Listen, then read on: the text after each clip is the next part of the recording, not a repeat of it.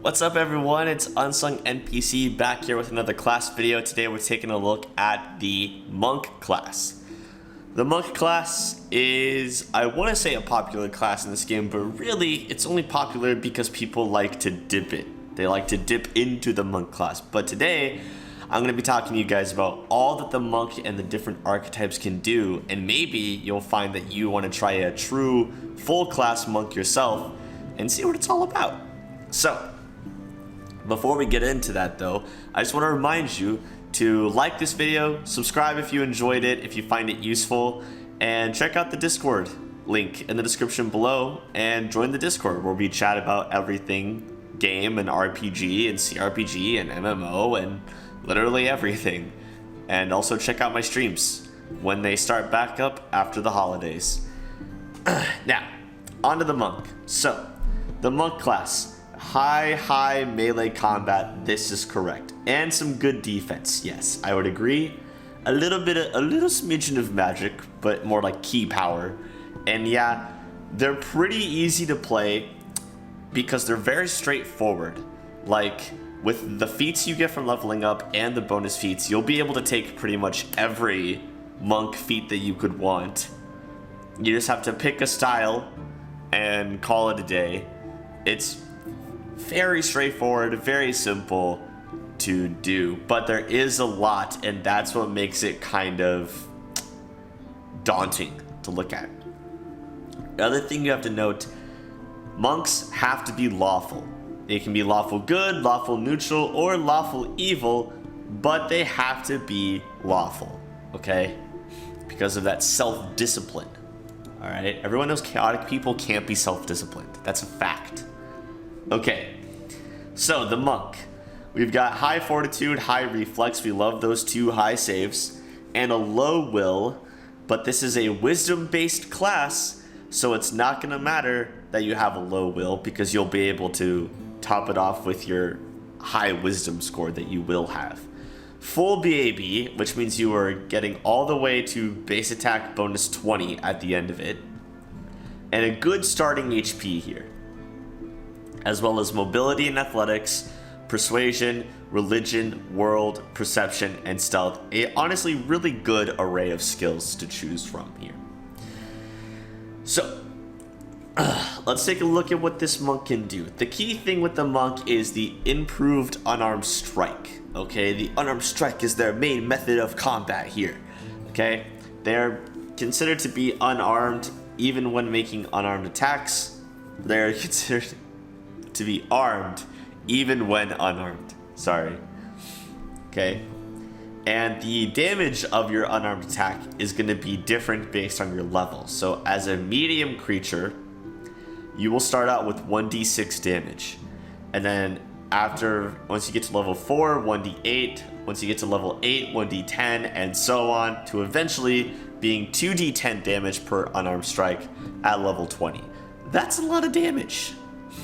They just get better. And the great thing about the Monk is that these weapons that the Monk is proficient in, the different like Monk weapon options,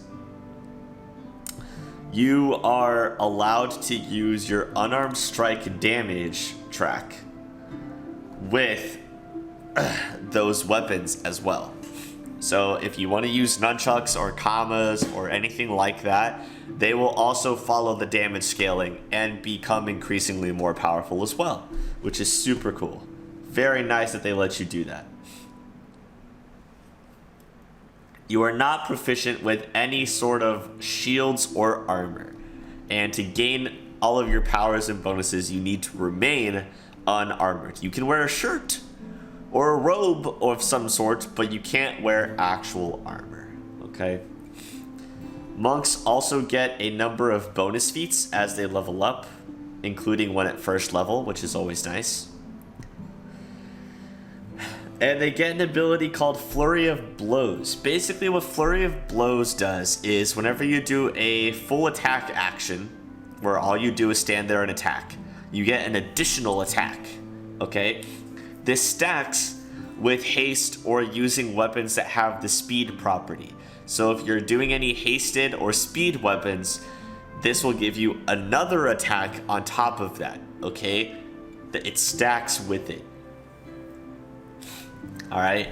You don't take any penalty for using multiple weapons to do this, and you can use any part of your body for unarmed strikes. So you'll end up like doing your weapons and then kneeing, kicking, all kinds of stuff. Alright? Whenever you get to 11th level, you can make another additional attack. So eventually 2 attacks, plus hopefully you're hasted in some way, plus if you find a speed weapon, it's a lot of attacks. Although, speed and haste don't stack. That's a thing you need to remember. Speed and haste don't stack. If you're hasted, you don't get to have your speed weapon gain more attacks, okay? They can only come from one or the other. Because speed weapon quality works like the haste spell. That's the whole point of it. The other ability you get is Stunning Fist. The Stunning Fist is a feat, basically, that you get where you can use it before you make your attack, and when you use it, you do the damage, and then they have a fortitude saving throw, and if they fail, they become stunned for 1 round. Okay? And you can like toggle this to be used every time so that you're just constantly stunning them.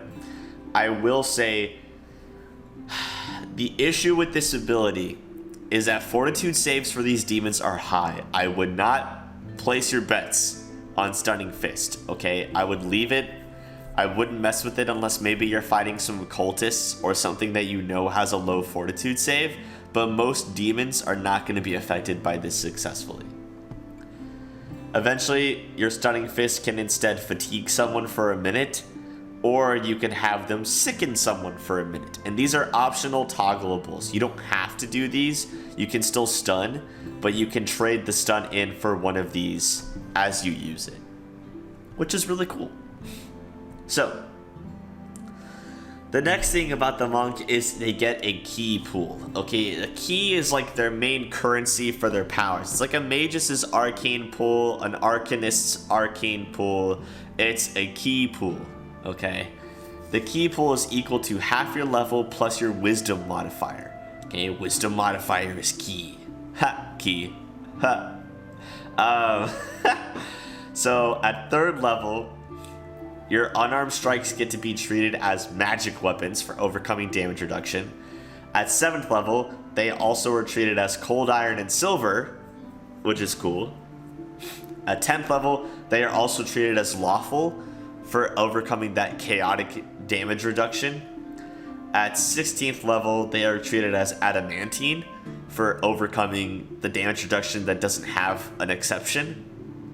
And then by spending a point as a swift action, you can make an additional unarmed strike at your highest attack bonus when making Flurry of Blows attack. So, basically, when making your Flurry of Blows, even if you're at 11th level where you already get 2 from Flurry of Blows, you can spend a key point to gain a 3rd. Lots of attacks! You can see why they were so damaged. And then you just gain key points back by resting, okay? There's also a mythic ability you can take called Abundant Key, where you gain additional key points equal to your mythic rank, which is nice because eventually it's like 10 more points to spend on powers and things.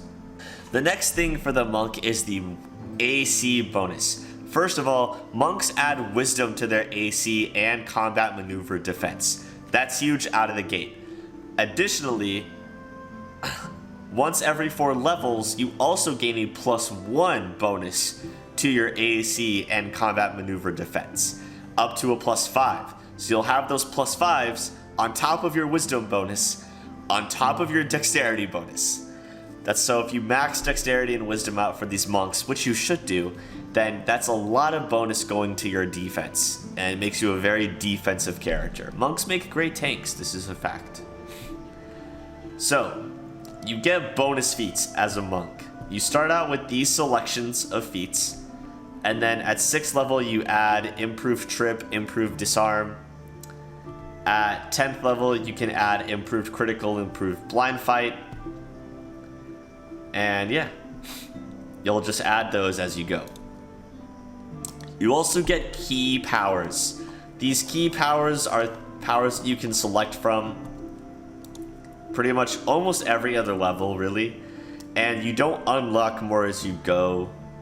It's just... Oh, you do... The next thing the monk gets are key powers. Key powers are virtually every other level except for the first few levels here, right? And you start off with specific key powers being unlocked. So, to start off with, you can choose key power Barkskin to grant yourself the effects of Barkskin. Okay?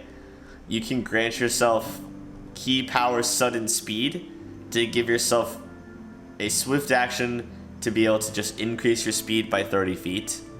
You can give yourself True Strike to spend a point to gain a temporary insight bonus to the next attack. And then you can also take...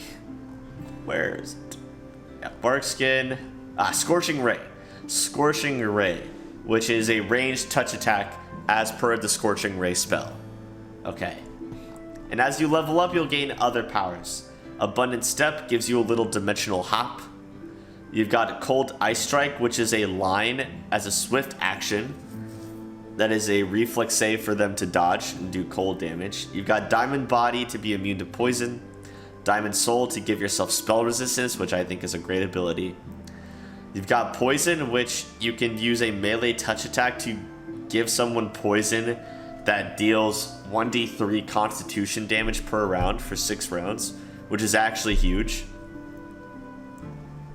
You've got Quivering Palm, which requires a fortitude save, so not the best, but basically what happens is if they fail, they die. So I'm sure you can find some creatures to use that on.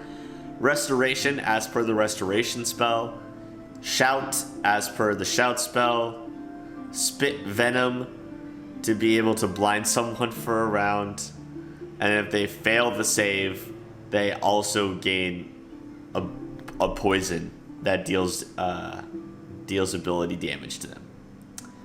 And then Wholeness of Body, which heals hit points equal to the monk's level, which isn't very much health, really, at all.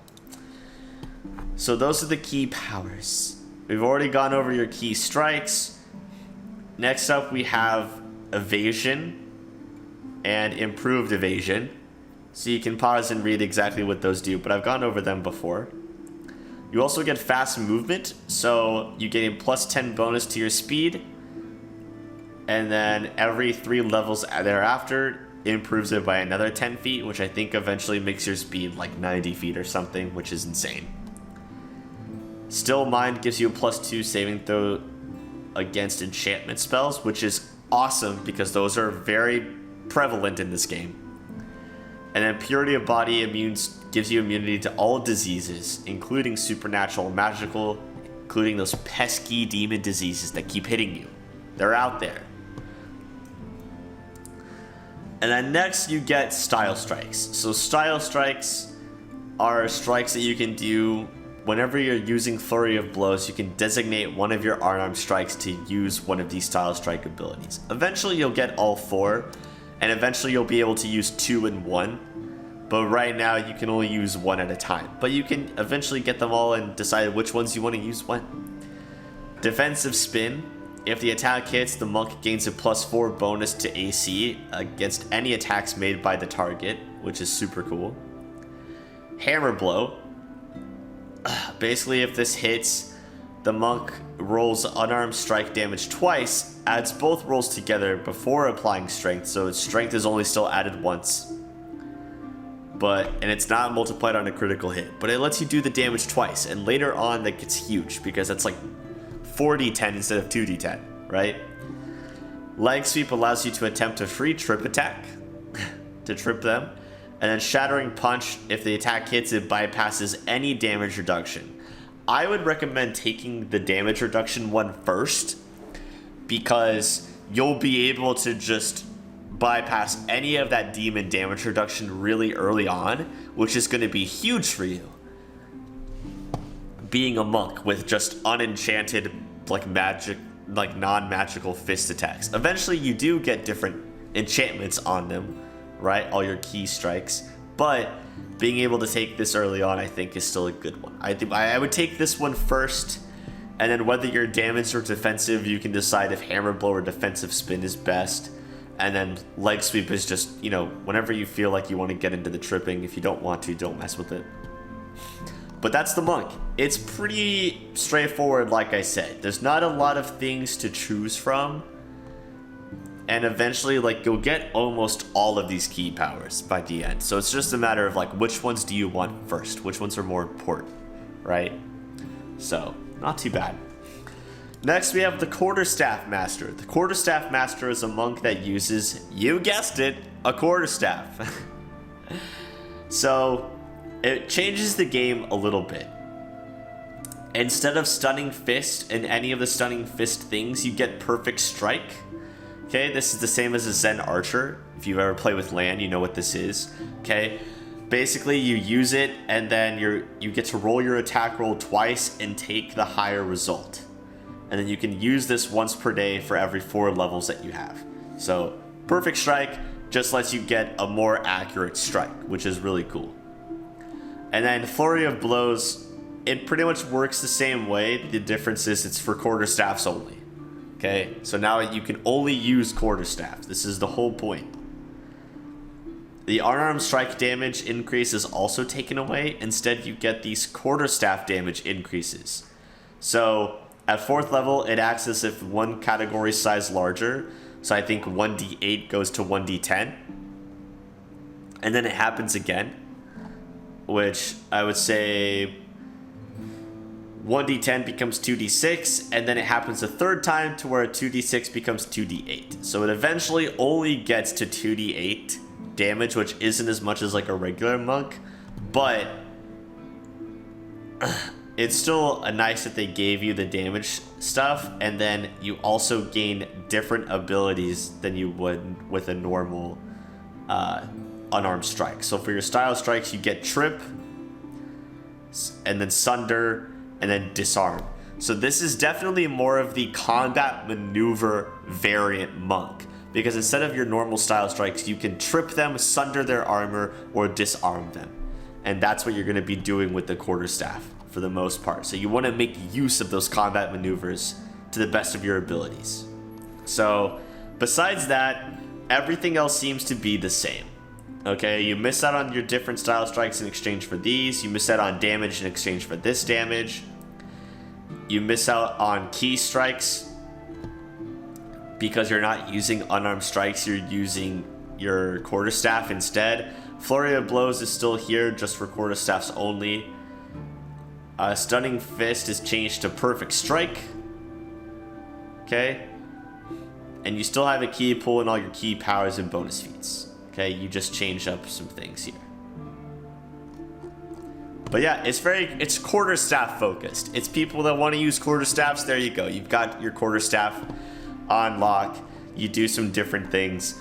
Honestly, I don't think this is that great of an archetype. I feel like you can use a quarterstaff as a regular monk, and the bonuses you get as a regular monk, I think, are better.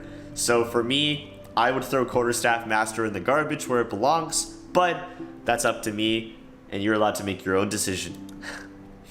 Scaled Fist. Scaled Fist Monk is everybody's favorite. It's the charisma-based monk, which is great for all of you main characters out there, being able to persuade and shit, okay? It's a charisma-based monk, so everything you do is now charisma-based instead of wisdom-based. Got it? Get it? Good. Alright, your bonus feats are slightly different. Okay, you can see the difference here. Crane styles in here, dragon style, intimidating prowess, okay? And then eventually you get dazzling display and dragon ferocity, and then eventually you get dragon roar, okay? So as you can see, some things are a little bit different. The Stunning Fist is still the same. I don't know why I took these out and put these here, because the descriptions of these are literally the same thing. But there you go. You get to pick a Draconic Heritage in which you can make your unarmed strikes do elemental damage, which is really cool. It's just based on the dragon that you take. And at 12th level, you can spend 3 points to also use a breath weapon, which is also really cool.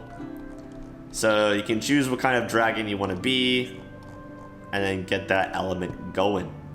And then you also get +2 against fear, paralysis, and sleep.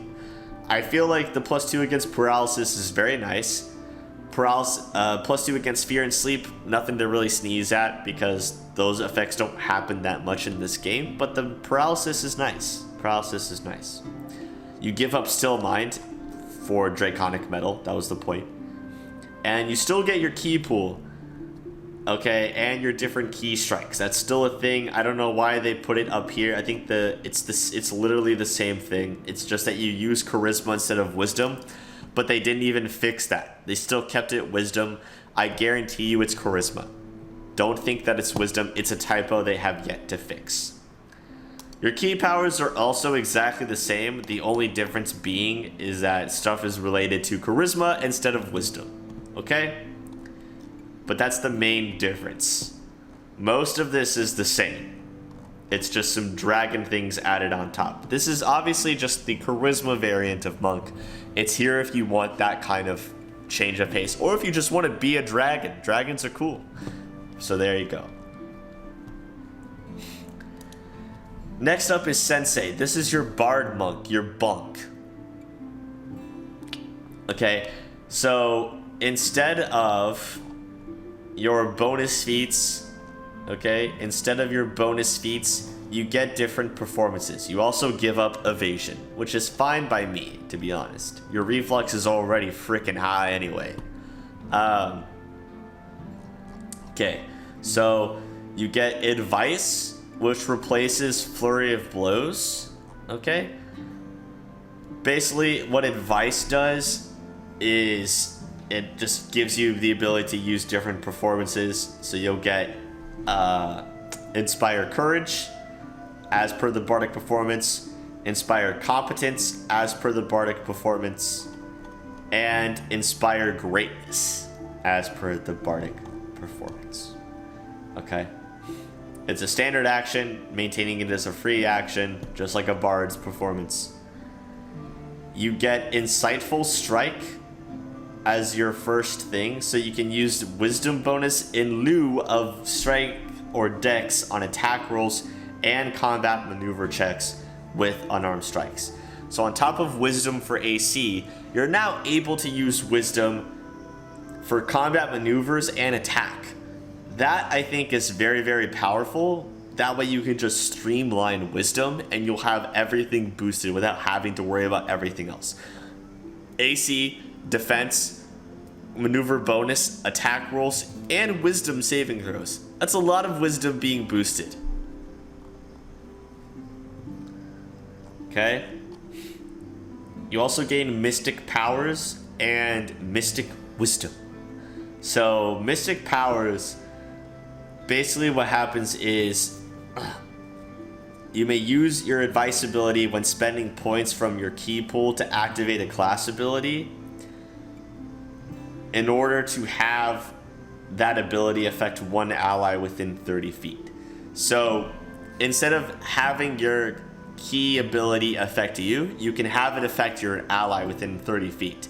And at 10th level, it can affect all allies.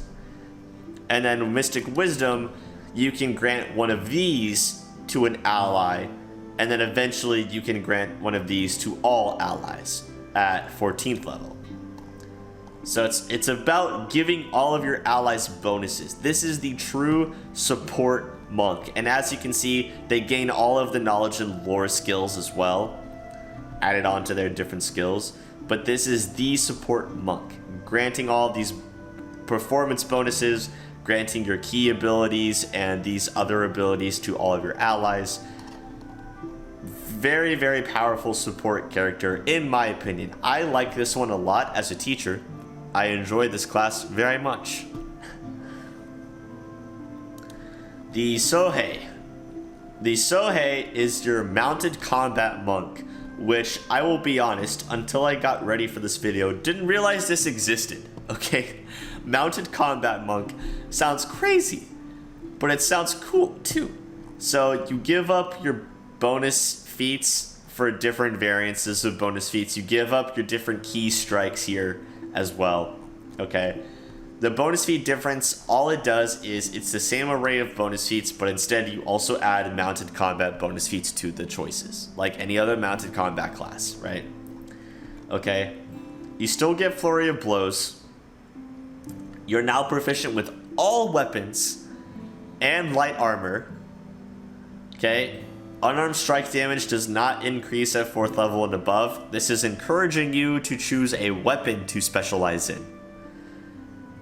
Whenever you spend a key point, so you can spend a key point from your key pool to grant temporary hit points equal to twice your level for 1 hour per level to your mount, which is cool, boosting your mount there. Okay, your mount has to be a horse. Okay, it's a horse only. You gain a bonus to initiative rolls equal to half your level, and at 20th level, your initiative roll is a nat 20, which is awesome. Okay. Instead of any stunning strike stuff, you gain Lord Nature as a class skill. You still get key strike magic, and then you get key weapon, where you can spend a point from your pool to enhance the attack and damage rolls of a weapon that you are using by +1 per 4 levels, so eventually a +5. So it's just a straight enhancement bonus type thing. You get cold iron and silver, then you get lawful, and you get adamantine, just like you normally would. They just put them up here, and it's for all of your weapons, not just your unarmed strikes. Okay? Any weapon which you have received weapon training, which is a feature that you get. You get to choose a weapon training group, and you gain training in those weapons, which is really cool. And then you just continue to gain more weapon training like the fighter class as you level up, which is awesome. We love weapon training. I honestly think that this class is one of the cooler mounted combat classes because on top of mounted combat, you also get like weapon training specialization stuff, which is really, really neat. And it just makes you like a more defensive and offensive monk, because even though like you still get the damage increase, it's just for like weapons only. You get the weapon enhancements, you get all these cool effects to your weapons on top of any magical weapons that you find, which is just even more powerful than unarmed strikes in my opinion. And you get a horse. A horse is just like a free shield and a free attacker helper thing. Like, you can't go wrong with that. I think this is a solid archetype. The next one is the Student of Stone. This is the Oread archetype only. Okay, you have to be an Oread to be this archetype, and it's pretty cool if you ask me. So, you lose evasion, and instead of evasion, you gain some different abilities on top of sacrificing a couple of key powers and a few of your bonus feats to gain a bunch of earth abilities, which is super cool. So first you get Hard as Stone. So whenever they're trying to confirm a crit against you, your AC is 4 higher, which is cool. You get Strength of Stone. So whenever you're touching as long as you're touching the ground, you get +1 to attack and damage rolls, bull rush, trip maneuvers, and your combat maneuver defense when resisting a bull rush or trip maneuver, which is really cool. Your bonus feats, okay, they are still here. They are just replaced in different locations, and the bonus feats are also still the same. Sure, why not? Student of Stone bonus feats. Okay, so here they are. I figured you got extras. I just didn't see where they were on the list. But here you go. You add Elemental Fist at 6th level.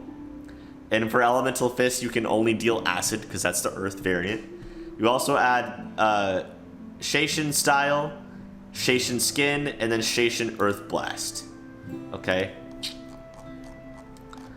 So Shaishin Style, well, using Shaishin Style and Elemental Fist feats to deal acid damage, you gain a bonus to acid damage rolls equal to your Wisdom bonus, which is super cool. And further, if your attack misses, you still deal 1d6 points of acid damage to the target. That's cool. Shaishin Skin, You gain acid resistance. Cool. Creatures that take acid damage from your elemental fist attack must succeed a reflex save or be staggered. Solid. Reflex saves are great. And then Earth Blast. As a standard action, you can attempt to spend 2 elemental fist attempts to unleash a column of acid. Okay, so just shooting out like a column of acid. Creatures caught take your Unarmed Strike damage bonus, or your Unarmed Strike damage plus acid damage from your elemental fist, and are staggered for 1 round. A successful reflex save reduces damage by half and prevents the staggering, but that's a lot of damage. You're just hitting everyone with it. I dig it. I dig it so hard. Very cool. Body of Stone gives you light fortification armor property, and as I've learned recently, light fortification gives you certain percentage chance to ignore sneak attacks or precision damage, which is really cool. You get Tremor Sense. As a swift action, spend a point to get Tremor Sense 15, eventually Tremor Sense 30 at 16th level, which is super cool. And then at 20th level, you gain DR 5 Chaotic and Tremor Sense 20 feet, bar none. Like, you just get those forever. You also get DR as you level up from a source. Bones of Stone. As a swift action, you can get DR2 Magic. At 10th level, you can get DR2 Chaotic, and at 15th level, you get DR5 Chaotic. Which isn't the best because the demons are going to do chaotic attacks, but you know, DR is DR, right? And this is the Student of Stone. I like this. I like this a lot. It's a lot more specialized, a lot more niche. You have to be an Oread, but like, it's so cool. And acid damage is a solid damage type. Solid damage type. Traditional Monk. The only difference between this and a normal monk is that instead of having a choice of key powers, you just get these key powers, and then that's it. That's the only difference. Everything else is the same. You gain less key powers and lose the choice, but then gain these set of key powers. I don't know why this archetype exists. I don't know what the purpose of it. Maybe I'm missing something. I don't know. But honestly, it's a useless archetype. Throw it in the garbage with Quarterstaff Master. Honestly, worse than Quarterstaff Master. Super, super garbaggio. Next is the Zen Archer, which, as we all know, our boy Lan has. Okay, I honestly wouldn't choose this one if we already have a companion that has it, but that's up to you. So, the main difference, Perfect Strike instead of Stunning Fist, obviously. Okay, you get proficiency with bows and composite bows, and your Flurry of Blows still works, but you use it with your bow attack. Okay. You get Zen Archery, so you can use your Wisdom for attack rolls instead of Dexterity, which is awesome. You get Point Blank Master for free. You get Key Arrows, so you deal Unarmed Strike damage as it increases in place of your bow damage, which is super cool and makes it to where you can use short bows or long bows without any discrepancies. And then your bonus feats are obviously different because they're all archery related feats. You can see here which ones you gain at which level up, so you can take a look at that as you will. And then you gain Way of the Bow, so you gain weapon focus and then eventually weapon specialization in either the longbow or short bow, your choice. And then you get Snapshot, and Snapshot allows you to do, basically you can do attacks of opportunity on people that move within melee reach of you, and you can get you get that for free, but then you can improve upon it if you want. You have one less key power choice, but isn't that big of a deal. You lose that on style strikes, but your bow just becomes infinitely more powerful and ranged. This is a monk who does things at range. That's what this is, okay? So pretty good. Pretty good, but we already have a Zen Archer in the game, so if you choose Lan as a companion, I wouldn't take this. But if you want 2 Zen Archers, then go for it. I think this is honestly one of the best Archer archetypes in the game, and it's a really strong Archer. really strong. Okay, so the next thing we're going to talk about is monk feats. I promised in the feats video that I would do the monk feats in the monk video, so here they are. Okay, one of the first monk feats is Crushing Blow. Now, Crushing Blow is a feat that requires you to have Stunning Fist. So if you have an archetype for monk that gives you Perfect Strike, you won't be able to have Crushing Blow. It's a Stunning Fist only. So when you make a Stunning Fist attempt as a full round action, if successful, instead of stunning your target, you reduce the target's AC by an amount equal to your Wisdom modifier for 1 minute. Okay, this penalty does not stack with other penalties applied due to Crushing Blow. So you can't continuously apply that. You can do it the one time until it's over. Got it? But basically they take a penalty to their AC equal to your Wisdom modifier for a whole minute. That's huge. That's a pretty big bonus. I think if you have a Stunning Fist character, you should take Crushing Blow no matter what. Okay? Next, we're going to take a look at Pummeling Style. Pummeling Style requires you to have improved Unarmed Strike, which you get as a monk, Flurry of Blows, or base attack bonus 6. So you can get this as a non-monk character, but really it's a monk feat, okay? So what it does is, whenever you use a full attack or Flurry of Blows to make multiple attacks, total the damage from all hits before applying damage reduction. It's similar to clustered shots for ranged characters. It's just doing it for fists instead, okay? And then you can get Pummeling Bully, which allows you to, when you use, Pummeling Style to make an entire full attack or Flurry of Blows, if you hit with any of your attacks, you attempt a trip maneuver as a free action. And then Pummeling Charge, you can charge at a character and then do your full attack or Flurry of Blows as part of your charge, which is actually really neat because charge gets you a little bit of an attack bonus when you charge at the enemy. You can use Pummeling Charge in this way only if all of your attacks qualify for using Pummeling Style against a single target. So if you can use Pummeling Style, then you could also charge a character, a creature, whatever, and you would get to charge them and then do all of your attacks. And they would all then benefit from the attacks of your charged attack, which is really neat. So Pummeling Style is one of the styles available, okay? One of the other styles available is Crane Style. Okay, Crane Style, you only take a -2 penalty on attack rolls when fighting defensively. Okay, only a -2 instead of the normal, I believe it's -4. And then while using this style and fighting defensively, you also gain a +1 to your dodge bonus, to your AC, which is cool. Really nice. This is like the defensive monk style, basically. You also get Crane Riposte, so you only take a -1 for fighting defensively, so they cut it in half again. And then whenever you lose the dodge bonus from Crane Wing, okay, so Crane Wing goes first. So Crane Wing says, when fighting defensively with at least one hand free, you gain a +4 bonus to AC against melee attacks. If a melee attack misses you by 4 or less, so if they get close to hitting you, then you lose the dodge bonus. And then Crane Riposte, if you lose the dodge bonus because an attack missed you by 4 or less, then you get a free attack on the enemy as an attack of opportunity. Okay?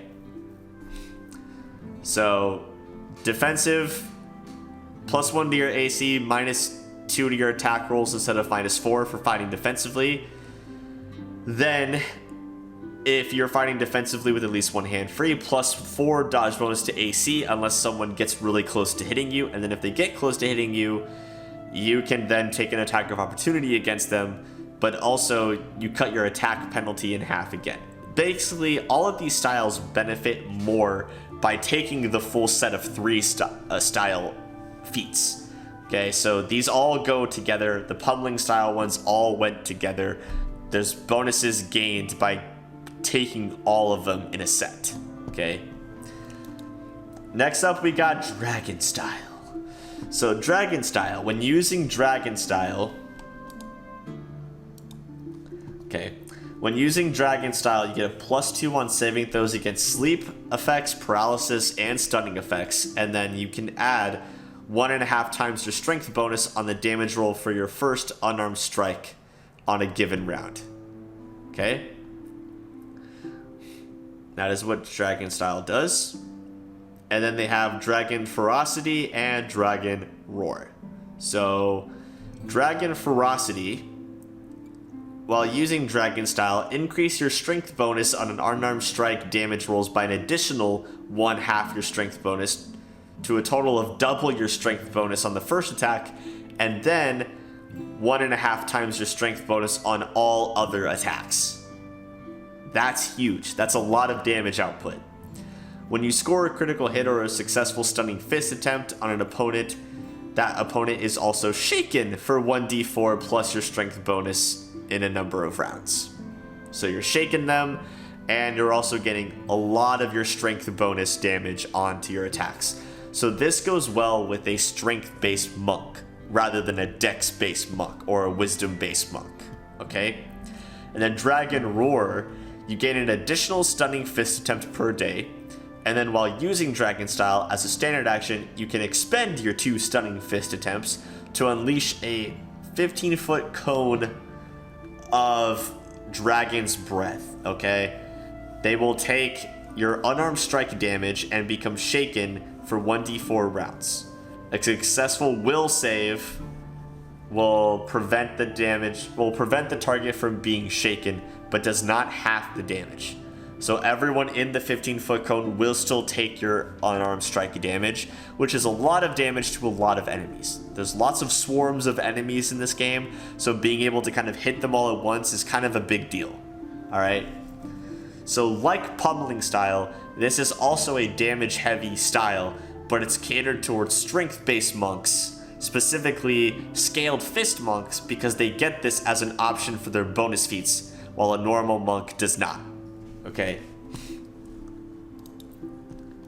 And those are the monk feats. We already went over the Shaishin style earlier in the video with the Student of Stone stuff, and I have now gone over everything else for you with the monk feats. So that's all the monk feats.